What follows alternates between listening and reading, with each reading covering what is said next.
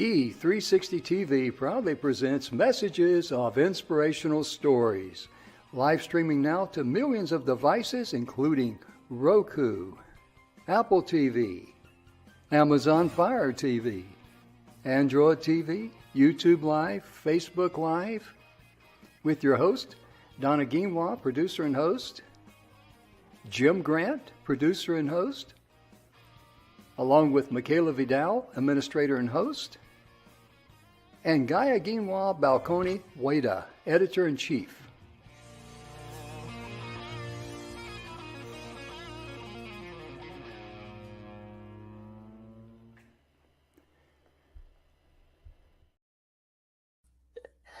Good afternoon, everybody, and welcome to the Messages of Inspirational Stories. Today is Friday, and it's all about women in leadership. And I'm just going to take a quick moment to reprimand Jim on camera. Quit teasing me. Well, see, it's Friday, and so I enjoy the weekend. I know you and do. It's women in leadership, so that disqualifies me. So I figured I would just take a break, and while Donna sips her tea. Yeah, he did it again. I tell you what, guys, he's a dang rascal today. Well, I've been drinking my good dandelion tea, and I guess I'm blooming like an idiot, There you go. Jim, today is really interesting. We have women in leadership, and the article we found. Oh, gosh. I mean, I'm here to tell you that it amazes me. And I'm saying that as a female.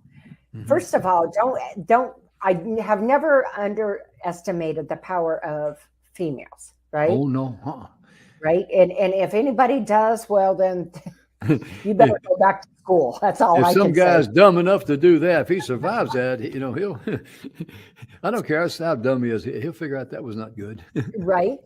But what amazes me is how many females go back, before the turn of the century, Jim. Oh, yeah. And what they have done for medical alone is absolutely flabbergasting. Oh, absolutely. I mean, a lot of these ladies that we've got more material we can cover in 3 shows probably. But a lot of these ladies, their stories are not told. No. And why they not? Should be told. Yeah, especially to you. Yeah. And it's frustrating. Yeah.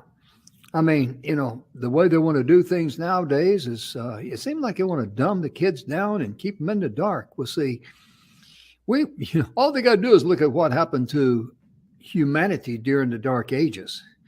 For example, one of the classic things was that the Romans were really good with their cement.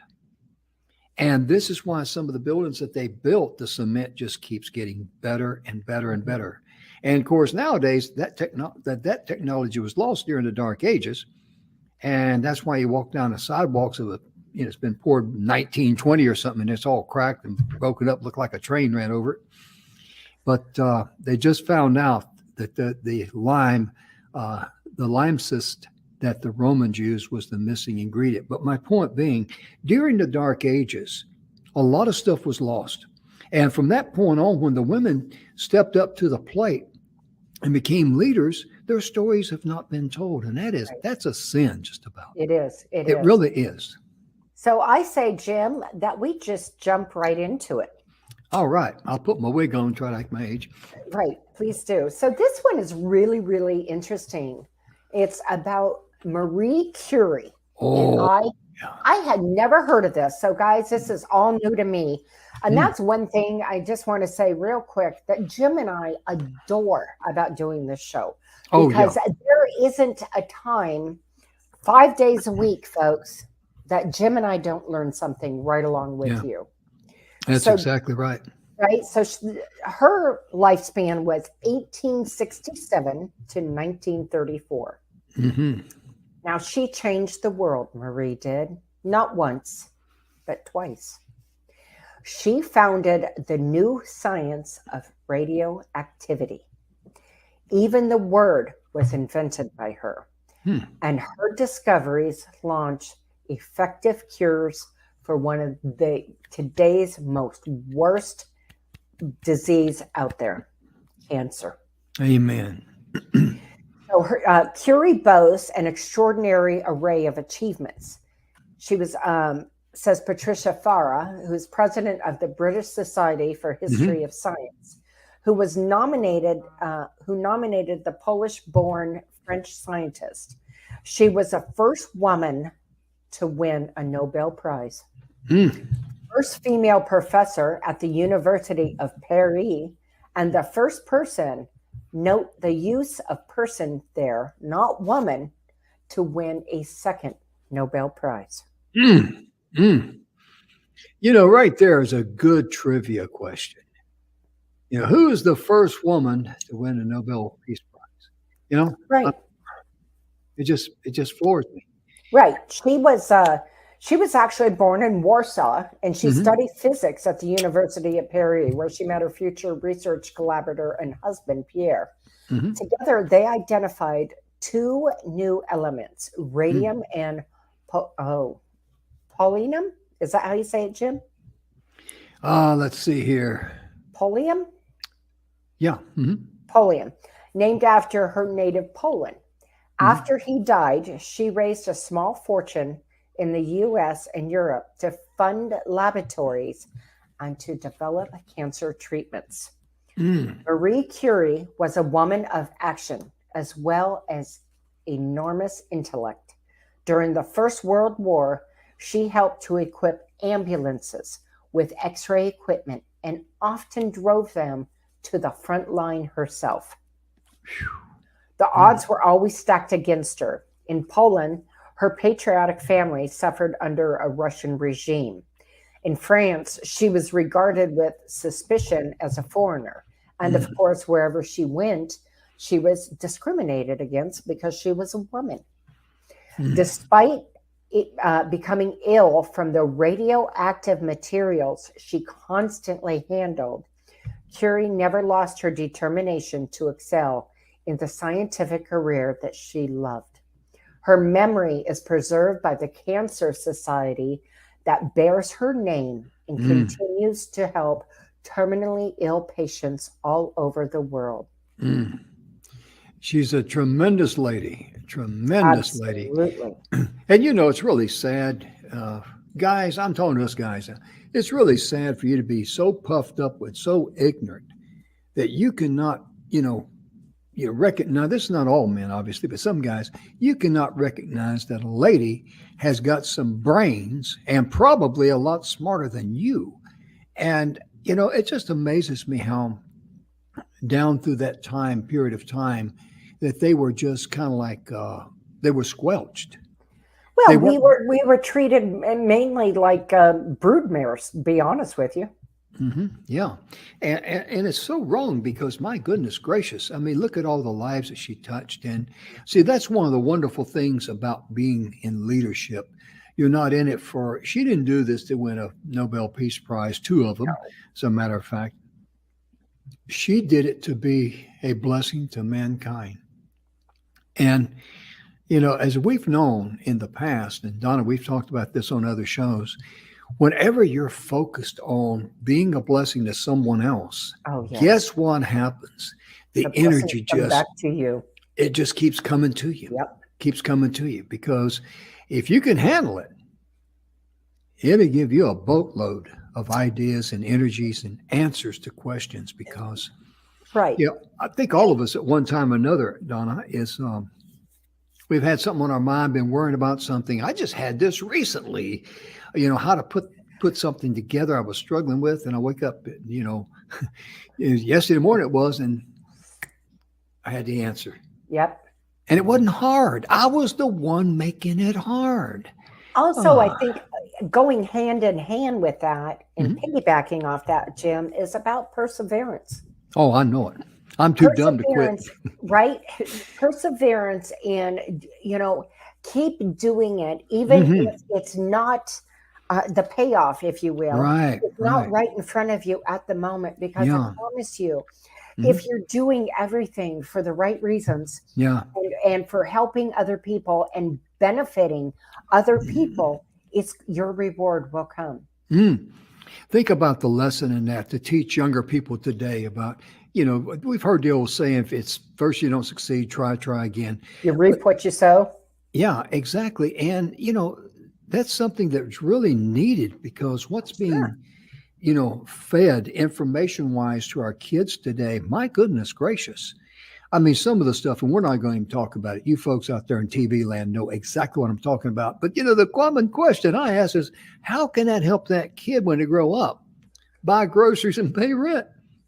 Right. It can't.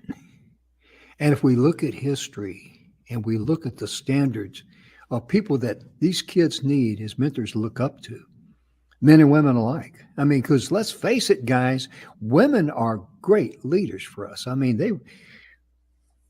they're the most influential group of people when we were young boys growing up, right? Right. Well, they and really think were.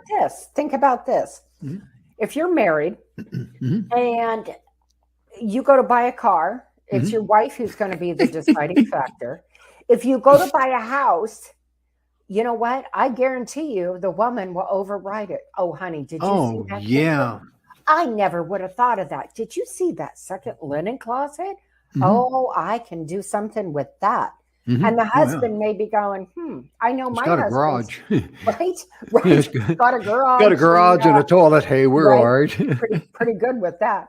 I know my husband has always said, baby, wherever we live, if you're happy with it, and then that's where we need to be. Oh, yeah. If there needs to be something changed, obviously, I'm blessed. He can change it. If I need a wall taken down, he can do that. If I want something, a new counter made or what have you, that can be done. But it is women who lead. My husband doesn't worry about food in the house or what's going to be made for dinner. He doesn't worry about, we were talking about this the other day. This is kind of funny, and I think most men will agree with it. As a bachelor, you worry about, dear Lord, do I have toilet paper? My husband said, I don't have to worry about that anymore. And quite frankly, it's kind of a good feeling. Yeah. That's kind of like I heard a comedian many years ago says, I walked into a cafe that's made for just single men. Only single men, that's their clientele. He says, how I knew that right out of the gate when I walked in, he says, all they had instead of tables, they had sinks. The guys eat over the sink. Right? And absolutely. A lot of truth in that. Oh, my God. That way they don't have to clean up anything. It just all goes right down the drain. But yeah, it's really amazing how, And there it is. Women can make a house a home. There's no question about that. That's a special knack, a special gift and all that. And Evelyn will ask me, she says, I put these pictures up. What do you think about them? Okay. And I'm looking to see which ones are new, Come on, dear brain. God, if you Don't let me open your down. mouth wrong, right? Well, I'm just going to say, well, I like those. They really, all of them blend in together nicely. So you like that? Yeah, I do. I go like, thank you, sweet Jesus. I dodged the, God, because, hey, I mean, if we get new curtains in the house, I don't go, right. I'm going to call my buddy. I mean, it doesn't matter. It really doesn't. Right. And it's just one of those things that's just the way we're wired. It's just, as pitiful as we are, but that's just the way we're wired. And we don't pay much attention to stuff like that. At least I don't. Or all them pillows on the bed. That's another one. You take them home, put them on the floor, We had that conversation. My husband Did you? said, yeah, he said, because I watch a lot of the do-it-yourself, where the movies, the demo home shows. Yeah. And he's like, why did they all put so damn many pillows on a couch or on the chair? It's a small chair and they got two pillows on there and you can't get your butt down there to sit without moving a pillow. He said, I get that it looks good, but you got to have some functionality with it. And I'm like, there you're you right, go. baby. There you go. That's for sure. That's for sure. Yeah, it's an ongoing, not an ongoing, but every now and then I talk about, look at all these pillows got to put on the floor, And Right? I said, am I supposed to wipe my feet on these things or what? That's not a good comment to make, guys. You know, sense of Um, humor and common sense sometimes goes out the window. right? Absolutely. Yeah, but it's really amazing, when we stop and think about things like that. It really is. And the next lady we're going to be talking about here, I'd like to mention, of course, I had never heard this lady's name. Emmeline Pankhurst, Pankhurst. She lived from 1858 to 1928. Donna, prior to this article, had you ever heard of her name? Nope. Emmeline, Emmeline, Pankhurst, Pankhurst. And in 1903, the social reformer, that's what she was. She was a social reformer. She founded the Women's Social and Political Union to campaign for the parliamentary vote for women in Edwardton, Britain. Deeds, not words, was the motto. She was a very charismatic leader, a powerful orator, and she roused thousands of women to demand rather than ask politely for the democratic right in a mass movement that has been unparalleled in British history. She was always in the thick of the struggle. She didn't run from a battle. She endured 13 imprisonments, and her name and cause becoming known throughout the world. My goodness gracious. She was a spark plug, wasn't she? She was. And that's what, today we call, a mover and a shaker. Yeah. Right? And see, this was a lady that saw a need, and she saw the things that need to be done for this social, Reformation movement. And her name, I see this here, Time magazine in 1999 actually listed her as one of us being in the 100 most important people of the 20th century. Right. It stated that she shaped an idea of objects of our time. My goodness gracious. This was a lady that stepped out. She was a true crusader. Right. And that takes a lot of backbone to be a crusader. Well, especially during that time. Yeah. And going against the grain. Oh, yeah. 1858 to 1928. Okay, that was 1928. That was the Roaring 20s. But yeah, women were just becoming into their own in the 20s. Yeah. Right? They were just becoming into the evolution of, oh my gosh, there's so much more to my life than having babies and taking care of a house. Oh, yeah. And so, and most men at that time were way behind them. Oh, light years. Yeah. The thing that I'm going to step on the men's toes a little bit since I can do that. I don't know where or how it got started. I guess I do understand how it got started, but it just everybody seemed to buy into it as far as the men about the way women should be treated. And see, they forget one very important thing. When Adam was down there in the garden by himself, the Lord looked at him. He didn't say he needed a wife. He needed a sweetheart. He needed a woman. He said, this boy needs some help. He needs a helper. Mm-hmm. That was the exact phrase and word, and that's exactly what he meant. And I've been on stage before, and I'm in good humor. I talk about, I'm convinced that ladies got their ability to roll their eyes the way they do and look at men, probably from the good Lord. Because when the good Lord looked at Adam down there, him by himself, now he's a guy, okay? And he's got no, what's a guy going to do if he has no leadership or, any type of direction in his life? He's going to goof off. Right. And we don't know what Adam was doing for the Lord to use that phrase that he needs a helper. I mean, who knows? Him and the chimpanzee, they might have been throwing tangerines at one another. But the good Lord probably rolled his eyes that this boy needs some help. But see, all the way through the history of mankind, women have been squelched. They've been looked like as second-class citizens or property. Right. A broodmare. Oh. No, and I know, I've known a few people, ladies in my lifetime that, a couple of them, I should say, where the men mistreat them and treat them like property. And they say, I'm the man, I'm the husband, you're the wife, you're going to do what I say, yada, da, da, da. And I'll tell you right now, that is one of the most ignorant statements on planet Earth, because any guy that says that, you're 110% out of step with the creation of the universe. Well, you're missing the boat from having. You're in the desert. You ain't even near the dock, buddy. but you're missing it because you're not understanding the yin and the yang of men and women value. and of working together as a team and understanding the strengths that women have. We have a strength and a divine way emotionally to work through things that most men do not have.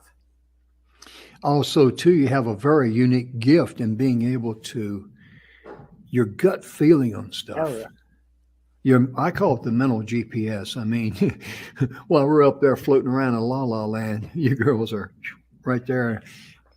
Right. Ground zero, No, but really, you have that unique ability. It's a gift. It's a talent. Yes.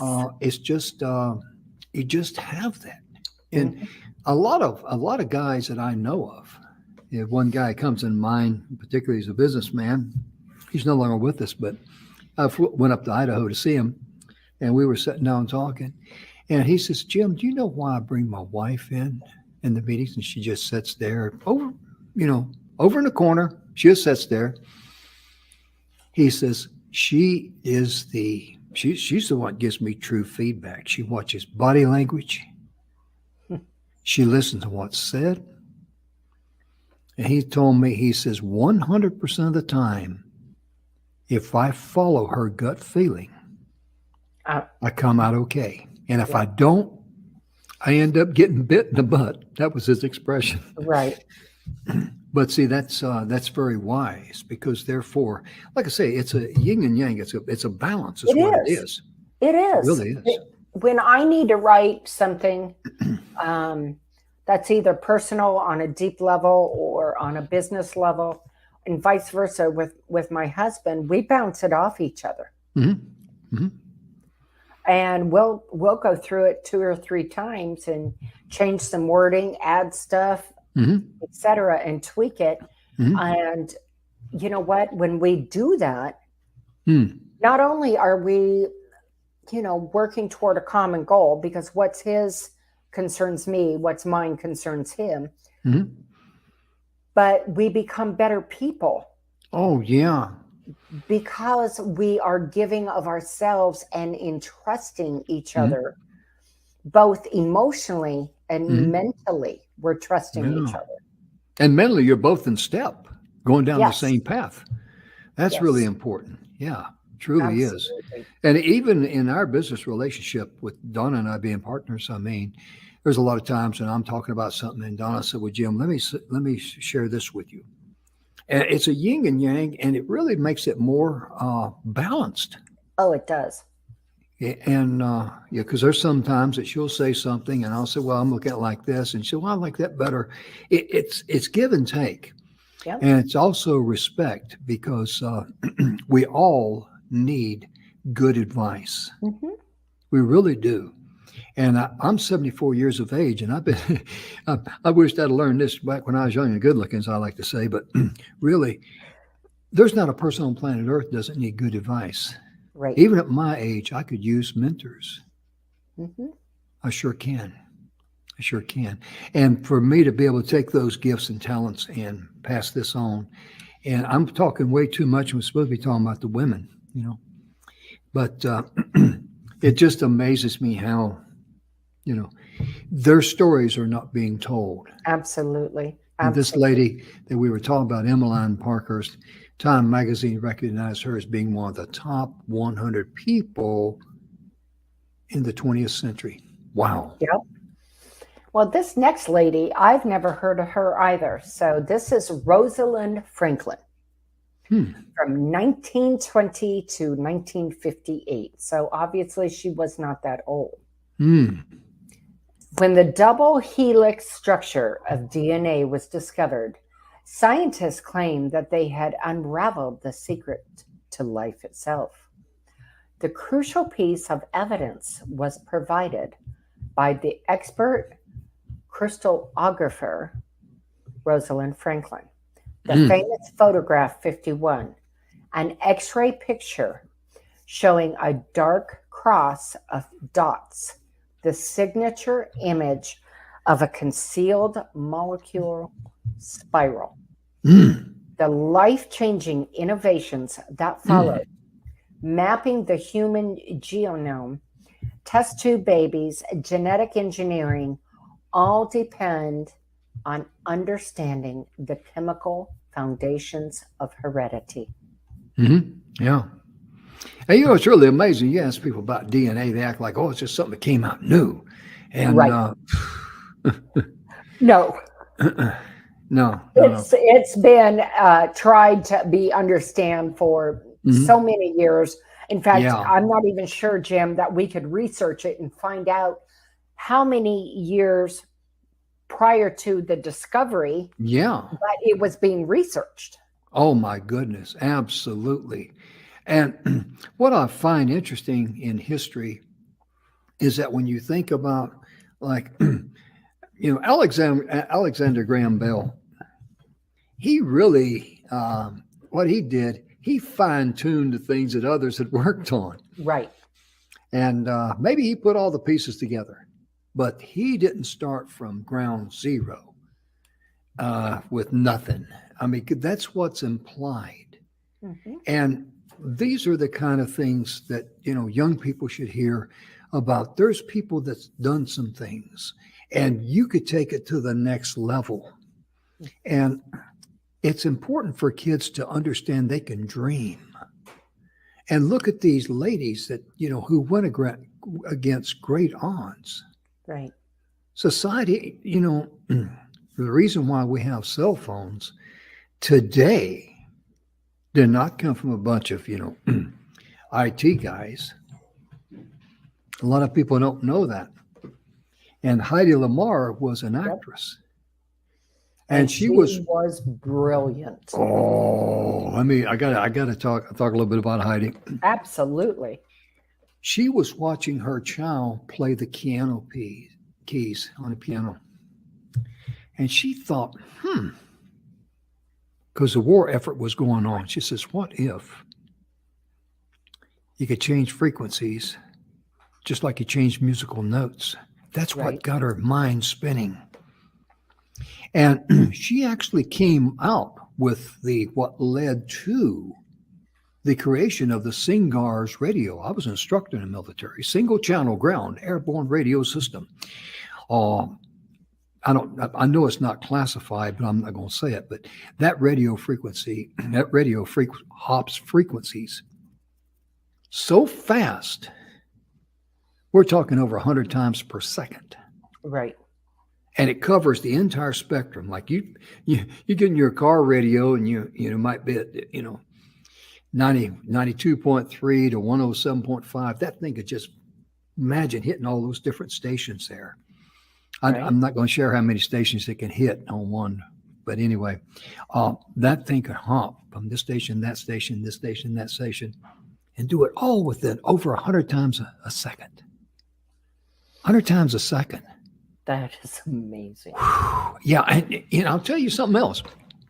Heidi Lamar went to the Navy, not Secretary of Navy, went to the Navy in 1962 during the Bay of Pigs and tried to sell this to the Navy and says, hey, you could use this. But the Navy, Yeah. Well, the Navy, because she was a beautiful actress and she was a very beautiful woman, they didn't think she could be that smart. Right. The problem really, God forbid.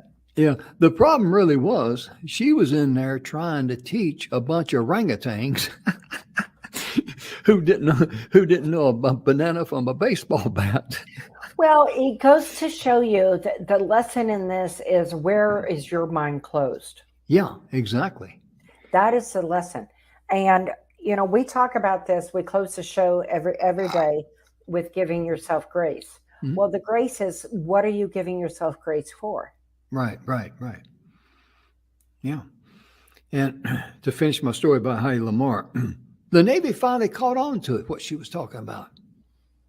But they did her dirty. Yeah, They waited until the patent expired. Mm-hmm. And then they kind of like, hey, look what we invented. You didn't invent anything, you orangutan. And that gets up on my backside when people take, credit for something. Right. As if they parted the Red Sea and let us into the promised land when they can't do anything. Right.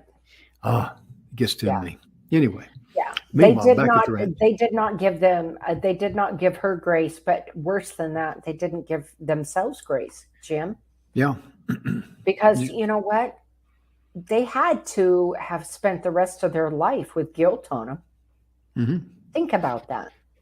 Well, people like that, Donna, they may not have guilt, but what they don't realize is that when you stab somebody in the back, that thing's a boomerang. It's going to make a big circle and come right back to you. When you cheat someone, you've cheated yourself out of the true riches of life. Mm-hmm. Sooner or later, the chickens are going to come home to roost, and you're not going to like it. That's just a principle. Just like the sun rises in the east and sets in the west. Right. And it just amazes me. Who's next on the list we'd like to talk about? Well, I think that one's yours to take. Oh, okay. I'm going to mention another lady that I've never heard anything about. Angela Burdett. Is that Coutts? Coutts or Coutts? I think so. Yeah. Either way, I'll probably mispronounce it correctly the first time. She lived from 1814 to 1906. And she was the first woman to have made a peer, P-E-E-R. And Burdett Coutts, she was made a baroness by Queen Victoria for her work on behalf of the poor. She prevented from working at Coutts Bank, despite inherited her grandfather, Thomas Coutts, shares and fortune. Instead, she devoted her time working with one of the clients, Charles Dickens. And she was a pioneer in social housing, building homes for the poor, financing numerous projects, including the redevelopment of East London. This is a story that should be told. How, she could have, she didn't grow up. She grew up in riches, no doubt about that. And I think one of the worst things you can hear about is someone who was born with a silver spoon in their mouth, so to say. And they were born into a family that was well-to-do. And they let that be their pride and let that define them. And I really admire people. I know people today who have a lot of money. Oh, yeah. But the thing that they focus on is like orphans. Right. I have a good friend of mine who lives in Singapore by the name of Sasha. And I just really admire her because she's all about, she has an animal shelter and she goes out and works with kids, goes to the orphan's home, makes sure they're fed, clothed, and, contributes wherever she can. Right. Those are the kind of people we should be looking up to. That's the standard. It's the kind of people that our children should be exposed to. Oh, yeah. So let's put it that way. When my children were growing up, and this is just me, but when my children were growing up, they were not exposed to a lot of mainstream TV, if you will. They were exposed to Animal Planet. They were exposed to Channel 8 kind of thing, PBS. They were exposed to learning and understanding things. So I remember, as an example, when I lived in Kansas, so that would have made my youngest a baby. And we had not yet left Kansas. But my two older children and I at dinner had a discussion about plutonium. Really? Yes. My oldest was like 7 years old. Wow. And plutonium? Wow. Yes. Yes. Because I didn't believe that my children should be short-sighted in their education. So they watch a lot of A&E, right? Which would have different kinds of those programs on. And so, the discussion came up about plutonium. So we discussed plutonium. And I never shied from a subject, even if it was too advanced for them. My philosophy was, and it's that way even with my grandchildren, that my philosophy was and is, if a child asks, even if it's maybe an uncomfortable subject, you need to give them enough information to match them where they're at in their maturity level. Oh, yeah. And to dismiss them if they've asked a question and not answer it, to me, is a great tragedy to the child. It squelches their mind. It's amazing. You were first talking about, what your kids were allowed to watch on TV and all. That was a time when we did it, and my parents especially did it. Of course, there wasn't that much garbage on TV like there is today. Right. My goodness gracious. I mean, that stuff is just thrown in your face. And what gets me, they act like it's, you take a cow patty. I'm a country boy. You take a cow patty and you put whipped cream on it and a cherry on top. It's not dessert. It's still a cow patty, But all of the junk and all of the garbage out there that warps young people's minds. We might have saw me smile there earlier because it reminded me, my mother would not allow the magazine, National Geographic, in our home. And the reason why, because she saw an issue over, I guess it was obviously in Africa somewhere, and the tribes, and it showed the female members and they were, bare from the waist up. Correct. And mother would not allow, I ain't having that filth in my house. And, because she was just concerned about that. And, it's just, that's something we should concern us all, because all of the evilness and wickedness, let's call it what it is. I mean, it's no sugarcoat it. I mean, that type of stuff warps minds.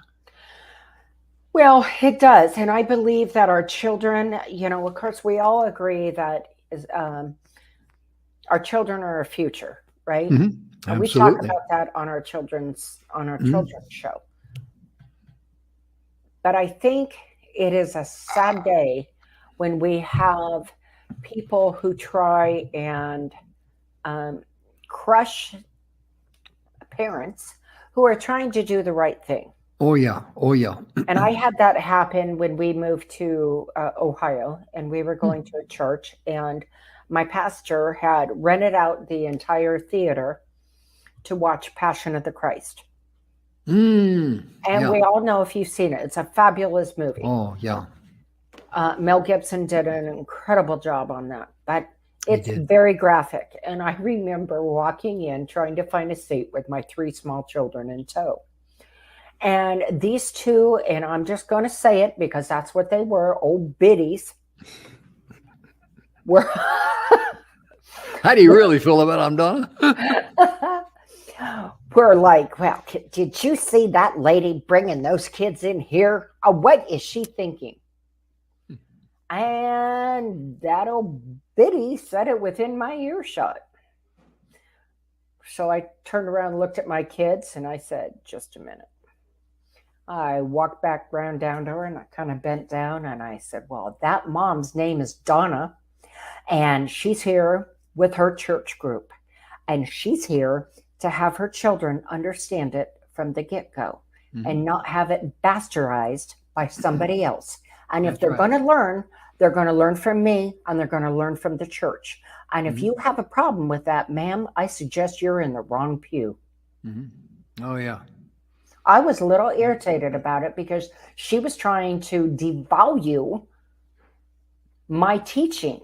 I mean, at least, you know, I had them in a proper place. They weren't out there learning guns and violence. Yeah. Yeah. Yeah. Kids can't, they got to know the truth like that and in a proper way. Yeah. They really, truly do. And it's the parents' responsibility to do that.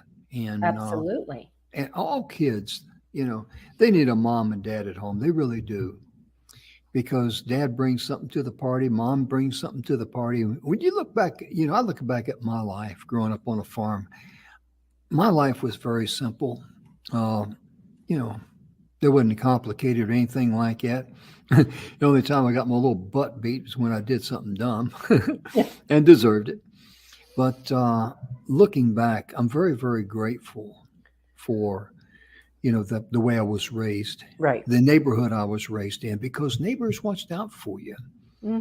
And, you know, when you did something wrong and the neighbor knew it was wrong, the neighbor would be kind enough to call your mom or your dad and say, you may want to talk to your son about this because I saw this, because it could be, you know, they're not gossiping. They're talking about, hey, you know, that could be dangerous. Right. You know, and I remember one time a neighbor called on us because several of us for some reason, we decided to climb up in some pine trees and smoke cigars. Man, we got sick. We got all kind of lightheaded there, and we're trying to hang on. Oh gosh, man. Oh, it was awful. But see, the neighbor lady was concerned that we could fall out of the tree, get swimmy headed, pass out. Right. And so she says, I think you better talk to, you know, your son, because him and his buddies were over there and they were smoking cigars up in the trees and they all got lightheaded. What? Yep. Well, needless to say, cut that long story short. Got some thumb therapy? Yeah, I was a little light in the rear end after that. But see, it wasn't gossiping. It was about, hey, there's a concern there. And when it comes to kids, my goodness gracious, kids don't recognize danger. Not at all. We don't even think about it. You know, none of us did.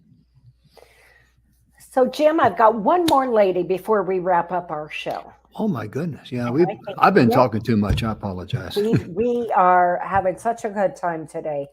But this lady, again, folks, this is astounding to me that I've never heard about her.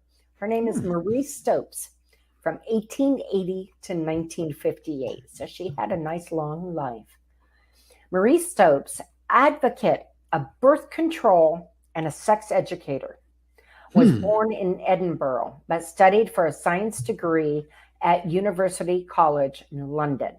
In 1918, she published the highly popular Married Love, a second book entitled Wise Parenthood, which dealt explicitly with contraception.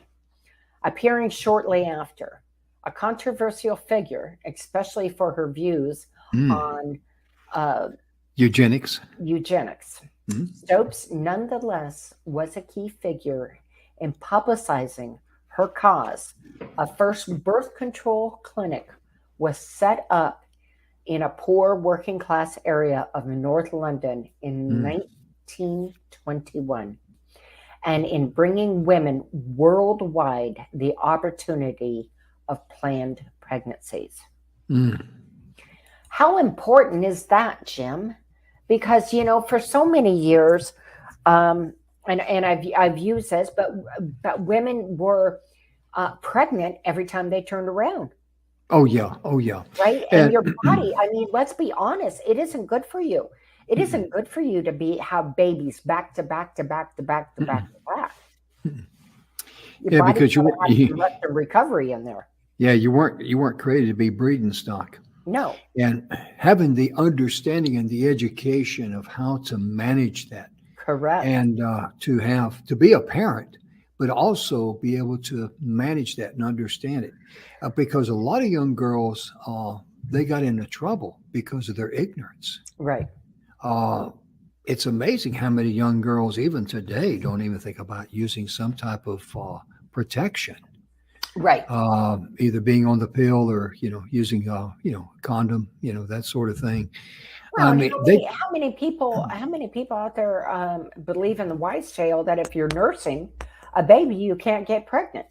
I know somebody that we both know somebody that fell into that. I'm going like, how did you come up with that one? But anyway, she has another bundle of love. Yes. Her and her husband, and all 7 girls now. They have, yeah. And Michaela just laughed at us. She won't take offense to it. She works with us, but when she told me that, I'm going like, where did you hear that at? I don't know. I'm not a subject matter expert on Planned Parenthood or birth control, but I thought like, that's not hard to figure out that that's a myth. But anyway, if they went to night school on that one, you might say. Oh, goodness. But, we really take our hats off, Jim, to all the women out there. And on our Women in Leadership over the next several weeks, folks, we're going to be coming back with more women that we've never heard of. Oh, yeah, because their stories need to be told because they do. Goodness they need gracious. To be saluted. They need to be celebrated. And they need to have the proper recognition they've earned. The celebration and the recognition in which they deserve. And they have been hidden in a book far too long. And we want to do what we can to bring them to light. Oh, yeah. And, you think about it. You think about all the men of the 20th centuries, and you can just name, man after man after man, their accomplishments.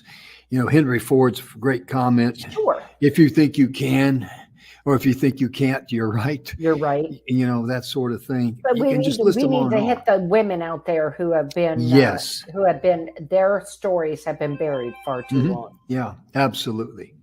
Absolutely. It's really amazing how, these women, a lot of them, they were trailblazers. Sure. And they never even got a cold cup of coffee or a stale donut or not even a decent thank you. Right. Some of them didn't even get a full page in the history book. Right. Oh, my goodness. So we're going to do what we can to give them a spotlight here on the messages of inspirational stories on our Friday show for Women in Leadership. Amen. And I'll try not to get on you guys too much, but try and behave, okay? Well, Jim, we are out of time. We're at the end of our show. Yes, ma'am, we are. And it's going to be it's Friday. Yep. Yeah, I'm looking forward to this weekend and this. I just want to say, ladies and gentlemen, it's important sometimes to sit back, relax, and just give thanks. Be grateful for what you have. The people in your life that love you and like you, and also forgive you when you goof up. Right. That's that grace thing that we were talking about earlier. And we always close that with every show, but try and be more thankful. That's a good way to look at everybody talks about the New Year resolution. We don't pay any attention to that because what you're doing, you want to create a lifestyle of being grateful and being able to be grateful. You're going to be a giving person, because that's what brings true joy and happiness in your life. As we bring our show to a close, please remember one thing. You are entitled to be loved. You have every right to love yourself and to love others. And there's going to be people in your life that the only way you can love them is to love them enough to let them go, because they're their own worst enemy and you can't fix them. And the lesson that they brought you in your life is done. Yes. Exactly. Put that in the history banks of your mind. Right. That you went through that lesson, you passed that test, and you're not going to let yourself be beat up by it. You're going to give yourself grace because you got to love yourself enough, as Donna likes to say, give yourself grace. Amen. And be sure and share our show with others. And we want to thank all of you good people around the world. Our show continues to go and grow. And Donna and I are so honored. We are. That of all the shows you could watch. You're watching ours. Yeah. It's, yes, thank you. It's very humbling. And I think our percentage is like 70% women, 30% men, something like that. Right around that. Yeah. And that's all Donna's fault. She attracts all the ladies. 30% of the guys put up with me.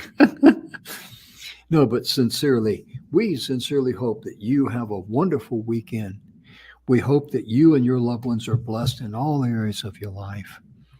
And look for ways to be a blessing to others if you want to be happy. Absolutely. That's the best advice I can possibly give you. It's something that I subscribe to in my own personal life. God bless you. We love you. Thank you so much. Hope you have a wonderful weekend. And you guys out there, try and behave.